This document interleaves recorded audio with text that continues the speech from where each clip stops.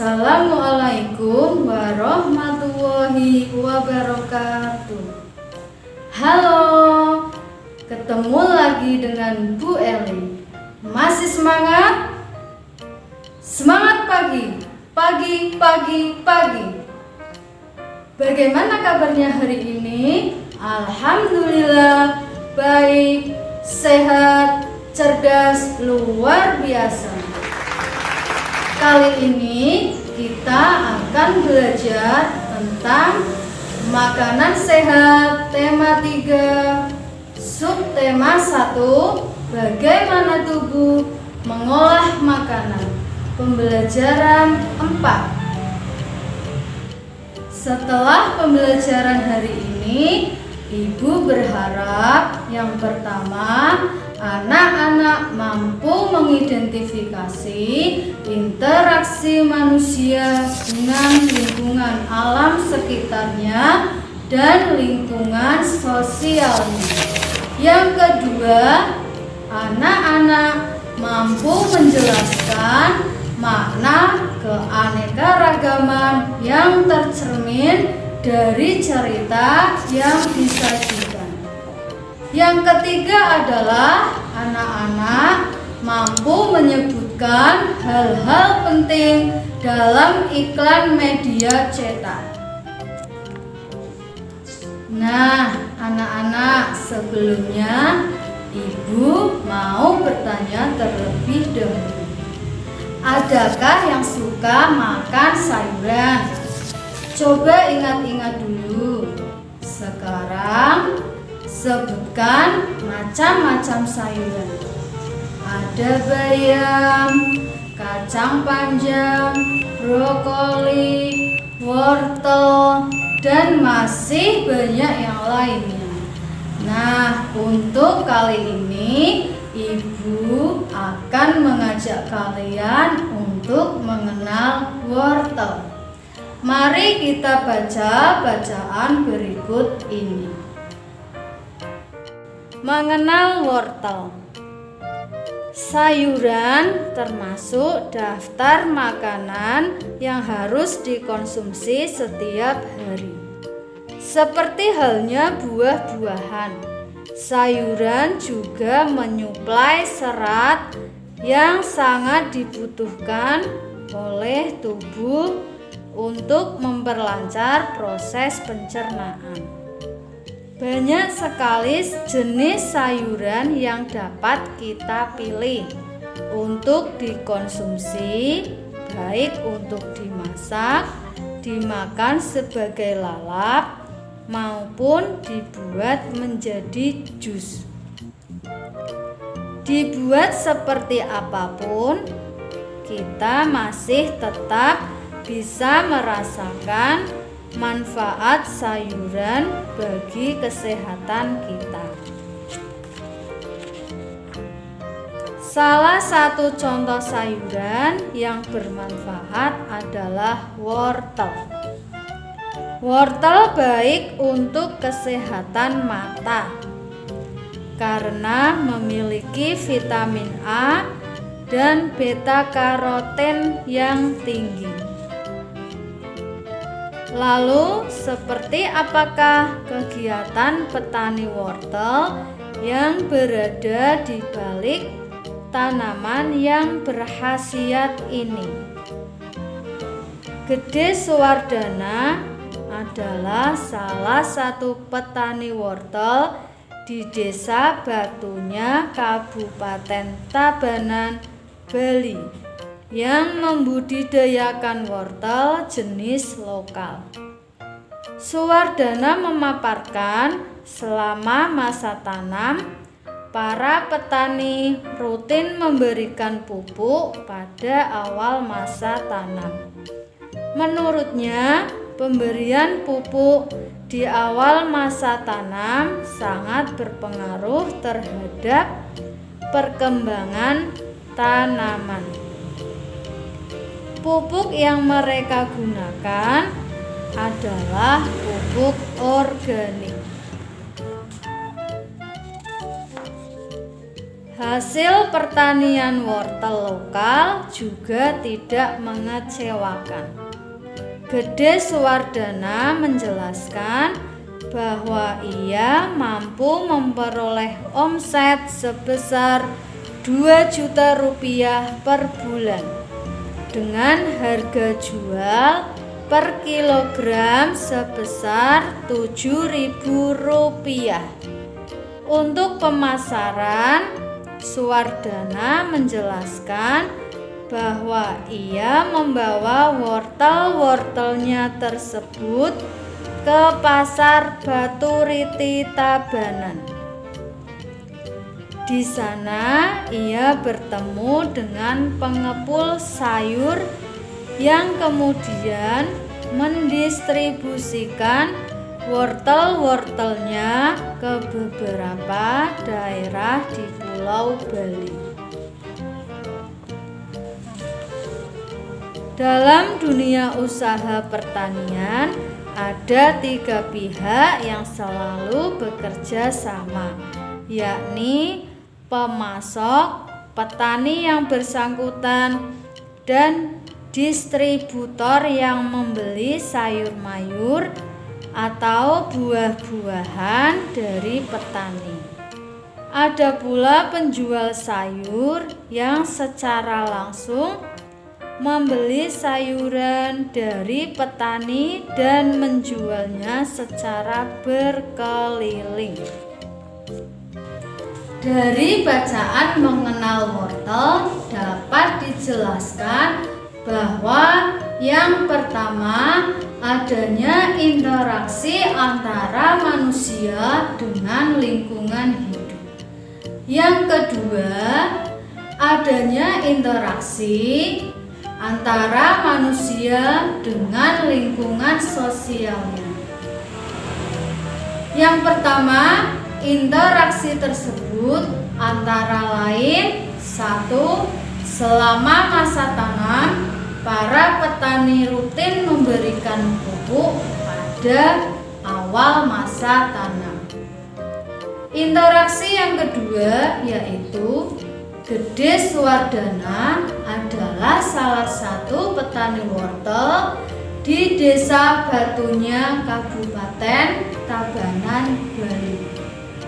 Interaksi yang ketiga, untuk pemasaran, Suwardana menjelaskan bahwa ia membawa wortel-wortelnya tersebut ke pasar Batu Riti Tabanan. Kemudian, interaksi sosial yang terdapat dalam bacaan tersebut adalah yang pertama, Suwardana bertemu dengan pengepul sayur yang kemudian mendistribusikan wortel-wortelnya ke beberapa daerah di Pulau Bali. Yang kedua adalah ada 3 pihak yang selalu bekerja sama, yakni pemasok, petani yang bersangkutan, dan distributor. Kemudian interaksi sosial yang ketiga adalah penjual sayur yang secara langsung membeli sayuran dari petani dan menjualnya secara berkeliling. Nah, anak-anak, keberagaman yang ada dalam teks di atas yaitu keberagaman jenis pekerjaan. Keberagaman yang tinggi dapat kita temukan di lingkungan pasar tempat para petani menjual hasil pangannya. Mengapa demikian? Hal ini dikarenakan pasar merupakan tempat bertemunya pedagang dan pembeli untuk melakukan kegiatan jual beli. Para penjual dan pembeli yang bertemu di pasar bisa berasal dari berbagai suku, agama, dan tingkat sosial ekonomi. Oleh karenanya diperlukan rasa toleransi dan tenggang rasa yang tinggi agar kerukunan tetap terjaga. Nah, anak-anak, Ibu mempunyai contoh iklan masyarakat yang berkaitan dengan kehidupan bermasyarakat, keberagaman adat istiadat, suku bangsa, dan agama. Mari kita lihat tayangan berikut. Tayangan yang pertama, sebatang lidi jadi kuat bila menjadi satu. Maksudnya sebatang lidi tidak akan bisa digunakan jika tidak disatukan. Lain halnya jika lidi-lidi tersebut disatukan menjadi sebuah satu. Seperti halnya sebuah bangsa jadi kuat bila tetap bersatu. Mari bersatu untuk maju. Hal-hal penting dari iklan tersebut adalah kalimat iklannya, sebatang lidi jadi kuat bila menjadi satu.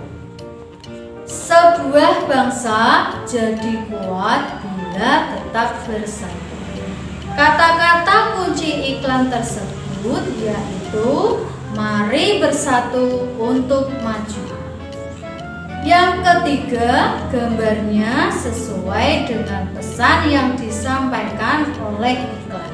Sebatang lidi menjadi kuat setelah disatukan menjadi sebuah satu. Iklan yang kedua, mari kita lihat tayangan berikut ini. Kedamaian ada ketika kita mau menerima perbedaan. Kedamaian tidak akan terwujud jika kita tidak mau menerima perbedaan.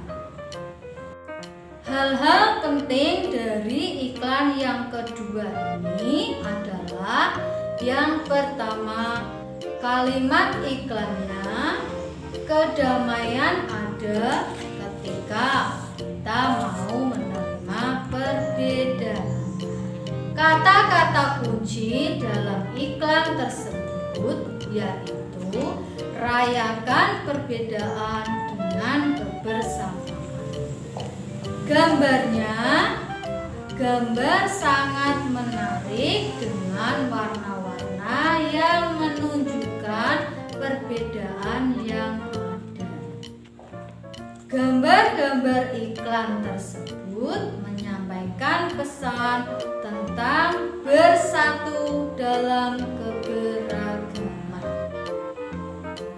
Contoh keberagaman adat istiadat yaitu upacara Rambu Solo di Tanah Toraja yang merupakan upacara adat untuk penghormatan terakhir sekaligus mengantar orang tercinta yang telah meninggal dunia menuju ke alam baka. Untuk lebih jelasnya tentang upacara Rambu Solo di Tanah Toraja, mari kita baca bacaan berikut. Pesona Tanah Toraja sebagai salah satu tempat yang terindah di Indonesia. Tanah Toraja di Sulawesi Selatan yang menyimpan begitu banyak pesona alam dan adat istiadat yang unik dan sangat menarik untuk dinikmati. Berkat kekayaan budayanya yang luar biasa, Tanah Toraja bahkan akan dimasukkan ke dalam daftar sementara warisan dunia oleh UNESCO di tahun 2004.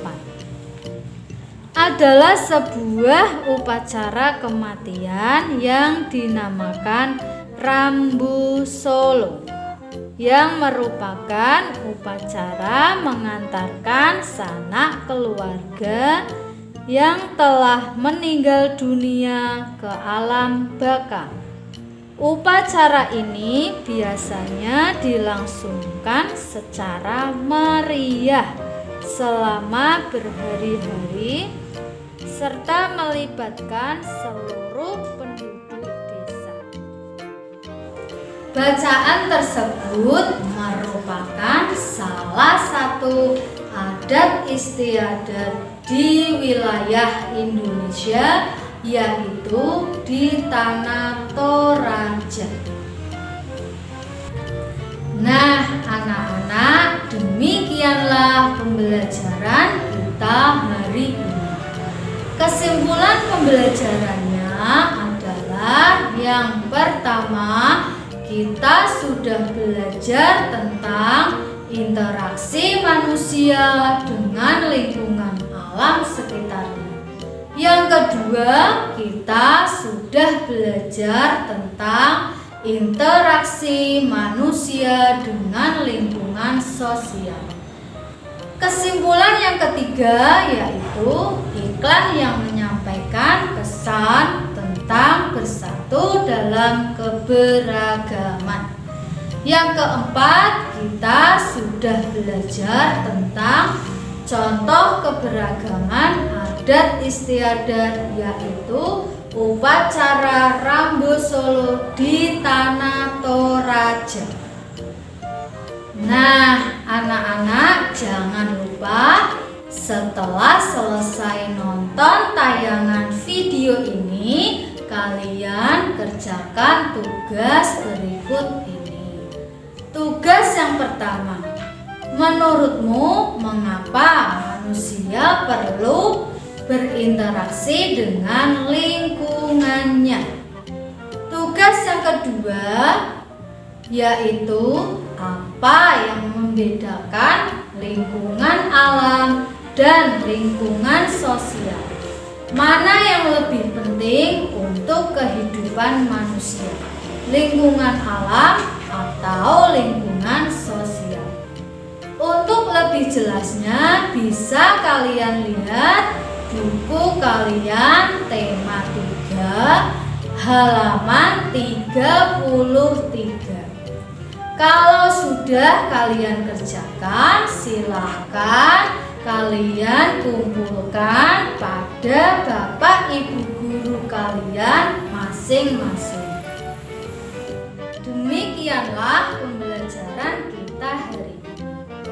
Tetap semangat, jaga kesehatan, jangan lupa rajin-rajinlah belajar di rumah. Wassalamualaikum